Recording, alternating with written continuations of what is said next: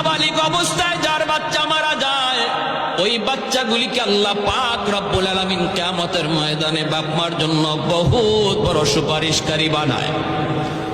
বাচ্চাগুলি আল্লাহর কাছে ডাক দেয়া কয়, মালিক, ও মালিক, তুমি আমারে দুনিয়াতে পাঠাইছো, পাঠানোর সময় আমার মা কত কষ্ট করছে, জান বের হয়ে যায় অবস্থা।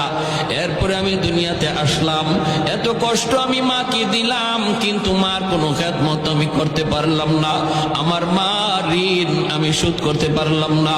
আল্লাহ, আজ যদি তুমি আমাকে জান্নাতে দিতে চাও, আমার মা বাবা সারা জান্নাতে যাইবো না, হয় আমারে বাপ মার সাথে জাহান্নামে দিয়ে দাও, হয় আমাকে আমার বাপ মার সাথে জাহান্নামে দিয়ে দাও। রব্বুল আলামিন তখন বলে, বান্দারে, আমি আল্লাহর আদত হচ্ছে জাহান্নামীকে জান্নাতে দেওয়া, কিন্তু